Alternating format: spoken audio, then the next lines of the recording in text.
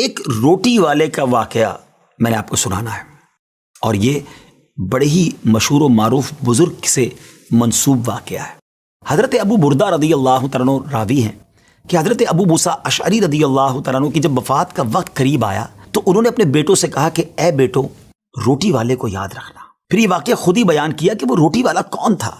آپ نے کہا کہ ایک شخص تھا جس نے 70 سال اللہ کی عبادت کی، بڑی عبادت کی، مگر 70 سال بعد جب وہ باہر آیا تو شیطان نے اس کو بہکایا اور وہ ایک عورت کے فتنے میں مبتلا ہو گیا۔ 7 دن اور 7 راتیں وہ اس عورت کے ساتھ رہا، غلط کام ہو گئے۔ اب اس کو پھر شرمندگی ہوئی کہ یہ میں نے کیا کیا، 70 سال عبادت کی اور یہ 7 دن اور 7 راتیں میں نے گناہ میں گزار دی۔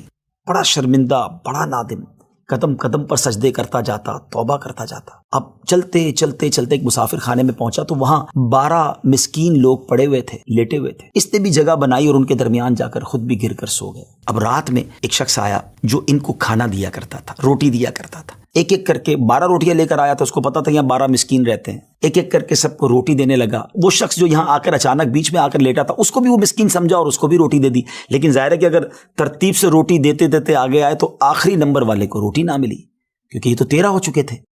تو بانٹنے والے سے اس مسکین نے کہا کہ تم نے آج مجھے روٹی کیوں نہیں دی؟ اس نے کہا میں نے تو سب کو ایک ایک روٹی دی، کسی کو 2 نہیں دی۔ کہا تم مجھے روٹی نہیں دے رہے ہو؟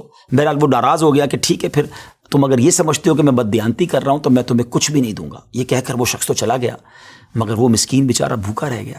اب وہ شخص جس نے ابھی توبہ کی تھی، پہلے 70 سال کی عبادت بھی کی ہوئی تھی، اس کو خیال آیا کہ میری وجہ سے اس مسکین کو روٹی نہیں ملی ہے۔ بھوک اسے بھی بڑی تھی، مگر اس نے وہ روٹی اسے دے دی۔ شدید بھوک لگی ہوئی تھی، رات بھر بھوک میں تڑپتا رہا، اور اسی بھوک کے عالم میں صبح اس کا انتقال ہو گیا۔ حضرت ابو موسیٰ اشعری رضی اللہ تعالیٰ عنہ فرماتے ہیں کہ جب یہ شخص اللہ کی بارگاہ میں پہنچا نا تو ایک پلڑے میں اس کی 70 سال کی عبادت رکھی گئی، اور ایک پلڑے میں وہ 7 دن اور 7 رات کے گناہ رکھے گئے۔ تو فرمایا کہ وہ گناہ جو تھے وہ 70 سال کی عبادت سے آگے بڑھ گئے، یعنی اب اس کے لیے گویا حکم ہو سکتا تھا کہ وہ جہنم میں جائے، مگر ان 7 دن کے گناہوں کے سامنے وہ روٹی رکھی گئی، اور اس روٹی کی برکت سے، کیونکہ وہ اخلاص کے ساتھ ایثار کی گئی تھی، مسکین کی مدد کی گئی تھی، وہ 7 دن کے بڑے بڑے گناہ معاف کر دیے گئے اور وہ جنت میں چلا گیا۔ پھر آپ نے اپنے بچوں سے کہا بیٹا روٹی والے کو یاد رکھنا۔ ناظرین، یہ واقعہ واقعی دلوں کے تار چھیڑ دیتا ہے۔ 2 باتیں سیکھنی ہیں کہ بعض اوقات کچھ لوگ کہتے ہیں یار میں نہیں بہک سکتا، میں تو بڑے اچھے ماحول میں ہوں۔ نہیں جناب، شیطان نے بڑوں کو بہکا دیا ہے۔